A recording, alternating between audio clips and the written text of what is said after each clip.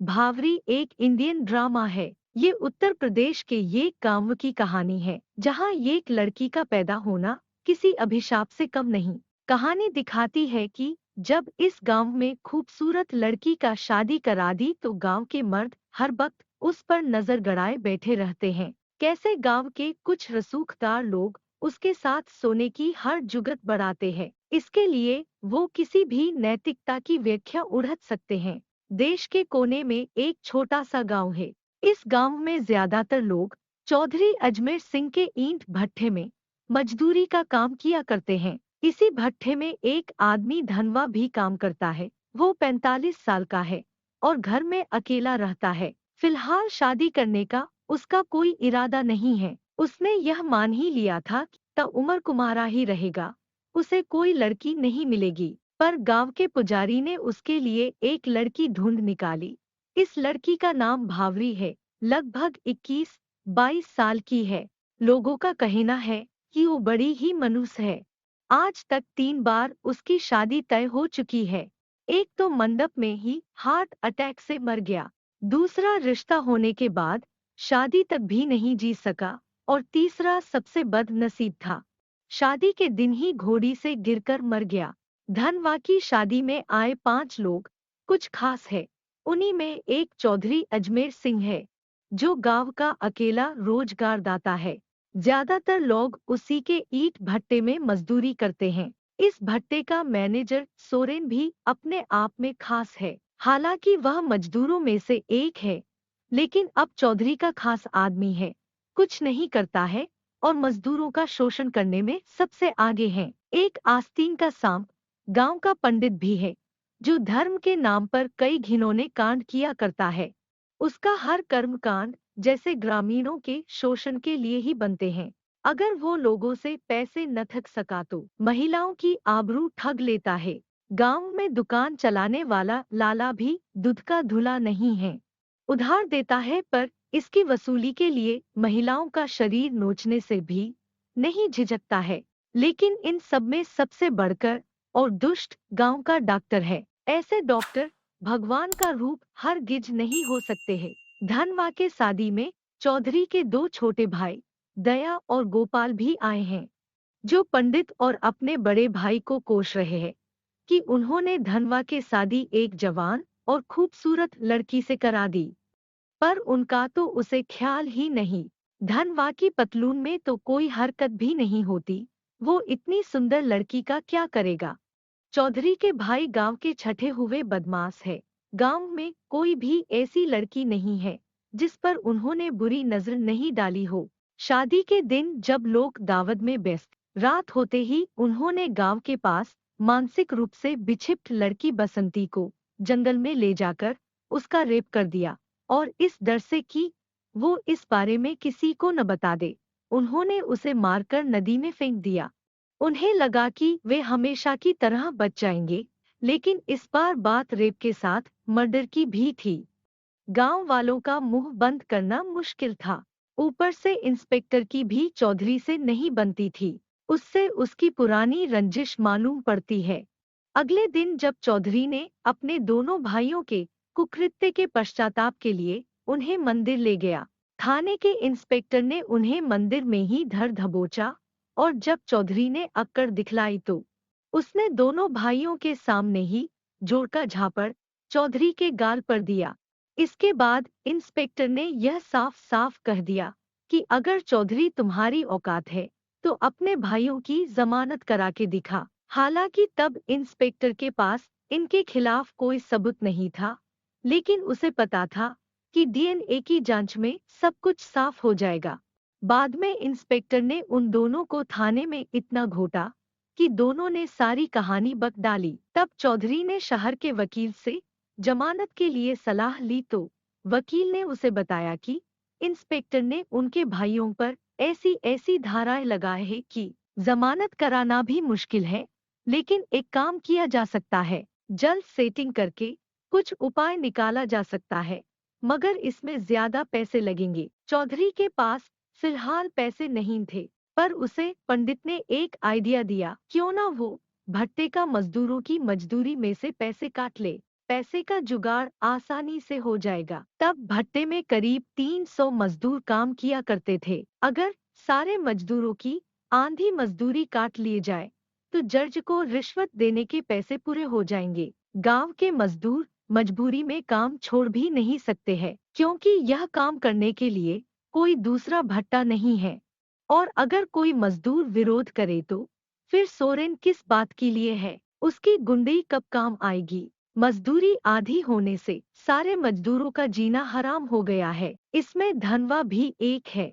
विरोध करने पर उसे उल्टी सीधी बातें सुननी पड़ती है। सोरेन उससे ज्यादा पैसे के लिए अपनी नई नवेली पत्नी उसके पास भेजने की बात करता है। दूसरी तरफ लाला जो उधार में सामान देने के बदले भौरी का फायदा उठाना चाहता है, और जब वो चौधरी से मजदूरी के बकाए पैसे मांगते हैं तो उसे उसकी अश्लील गालियां सुननी पड़ती है।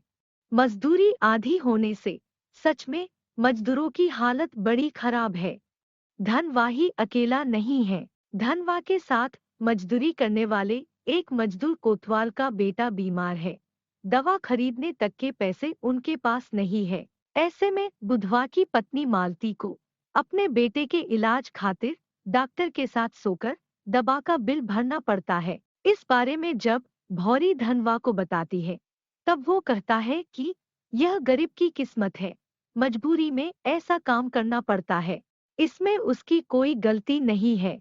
अगले दिन जब धनवा चौधरी से अपनी बकाया मजदूरी मांगने फिर जाता है तो चौधरी कहता है वो अपनी पत्नी को उसके पास भेज दे, उसे मजदूरी यूं ही मिल जाएगी। तब धनवा भी पलटकर उसे कहता है वे अपने 7 दिन की मजदूरी छोड़ने के लिए तैयार है, मगर अपनी पत्नी को उसके पास नहीं भेजेगा।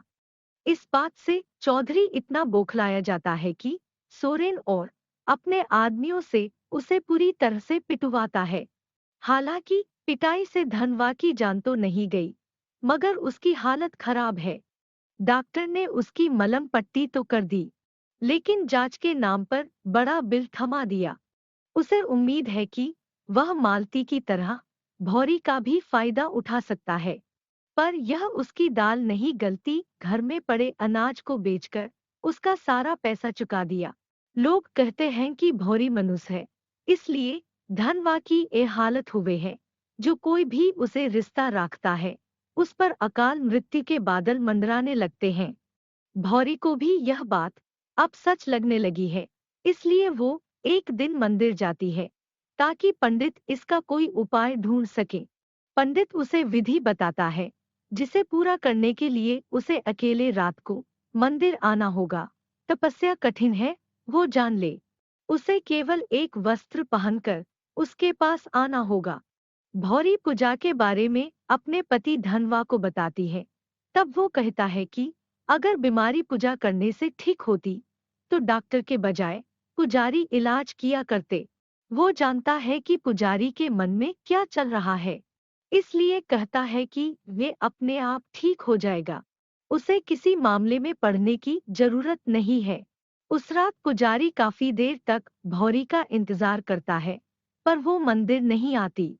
इस बात पर लाला पंडित का बड़ा मजाक बना रहे होते, पर सोरेन कहता है कि उसने धनवा को काम से इसलिए निकाला था कि वह मजबूर होकर अपनी पत्नी को उसके पास भेज दे। लेकिन लाला तुमने उसके अनाज खरीदकर पैसे दे दिए, उसने डॉक्टर का बिल भी भर दिया और पुजारी के पास भी नहीं आया। सारे किए कराए पर उसने पानी फेर दिया है।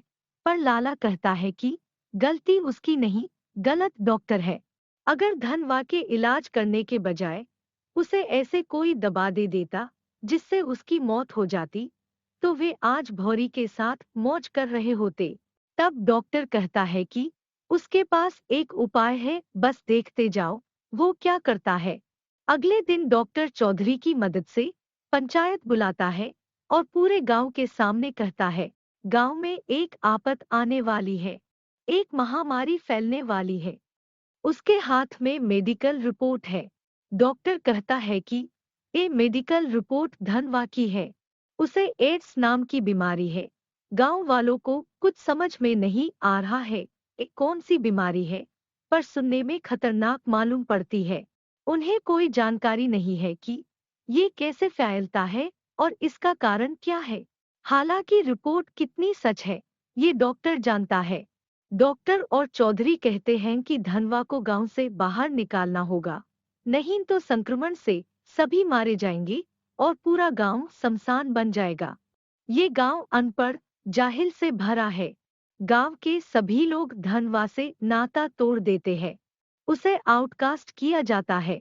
बेचारे धनवा को गांव के बाहर एक झोपड़ी बनाकर रहना पड़ता है। धनवा ने अपने साथ भौरी तक को नहीं रखा। उसने उसे भी खुद से दूर कर दिया कि कहीं ये बीमारी उसे भी ना लग जाए। वैसे भी उसे तेज खांसी है।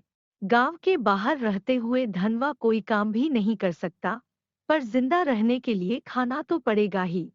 इसलिए अब ईंट भट्टी में भौरी को काम करना पड़ता है। लेकिन यह उसके शरीर पर गिद्ध की तरह हवोसियों की नजर पड़ी हुई है। बदन का एक हिस्सा भी किसी तरह दिख जाए। एक दिन मुंबई से एक लड़का मजदूरों पर डॉक्यूमेंट्री शूट करने आता है। मजदूरों की स्थिति पर एक डॉक्यूमेंट्री बना रहा है। गांव के एक महिला लड़के के लिए खाना बनाती है और उसके घर की साफ सफाई का काम भौरी को दिला देती है, क्योंकि गांव के गिद्धों की वजह से उसका भट्ठे में काम करना मुश्किल हो चुका था। मुंबई से आया लड़का जवान था और उसकी देखरेख करते करते भौरी के मन में उसके चाहत बढ़ चली थी। जब उस लड़के की शूटिंग पूरी हो जाती है, जाने से पहले तेज बारिश हो रही होती, उसे उसकी कार तक छोड़ने के क्रम में वे दोनों एक दूसरे से प्यार करते हैं। उन्हें लगा था कि रात के अंधेरे में उन्हें प्यार करते किसी ने नहीं देखा होगा, लेकिन भट्टे के मैनेजर सोरेन का एक लड़का उन्हें एक दूसरे के साथ लिपटते हुए देख लेता है। वो उस रात हुई बारे में गांव के 5 दुष्टों को बता देता है और पांचों इस बात से इतना बौखलाया जाते हैं कि भौरी ने उनके बजाय उस शहरी लड़के को चुन लिया।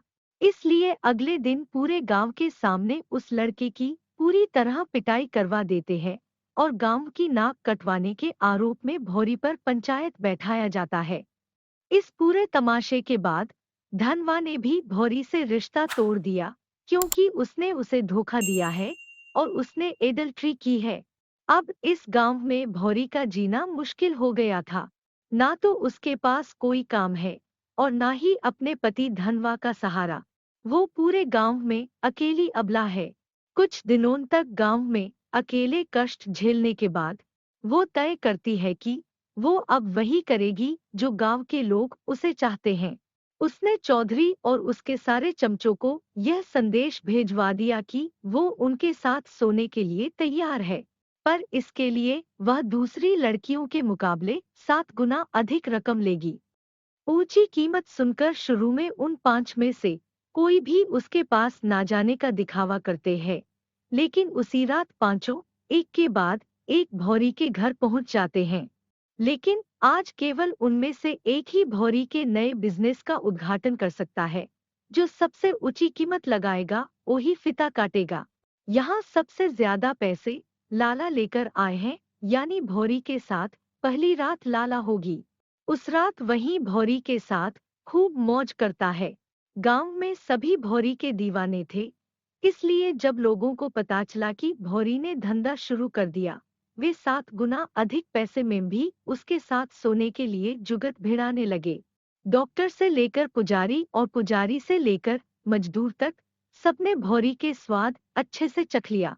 गांव का हर मर्द जो अपने घरवाली के सिवाय किसी और औरत के पास भी जाता है, वो सबने मौका मिलते ही भौरी का भोग लगा दिया।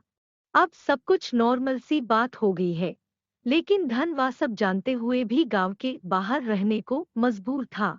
भौरी ने अपनी इज्जत बेच दी। इधर वकील ने चौधरी को कहा था कि पैसों को बंदोबस्त समय से पहले कर ले, वो जज से सेटलमेंट करा देगा। लेकिन पैसे देने के बाद जब लग ही रहा था कि उसके भाइयों की जमानत हो जाएगी, तब जज का तबादला हो जाता है और उसके पैसे भी डूब गए। तब वकील कहता है कि उसके पास अब भी एक उपाय बचा है। वो बसंती की दादी से सेटलमेंट करा के केस वापस करवा सकता है। पर जब चौधरी उसकी दादी के पास जाता है, तब वो बताती है कि जिस लड़की का उसके भाइयों ने रेप करके हत्या कर दी, वो उसकी खुद की औलाद थी। बसंती चौधरी की बेटी थी।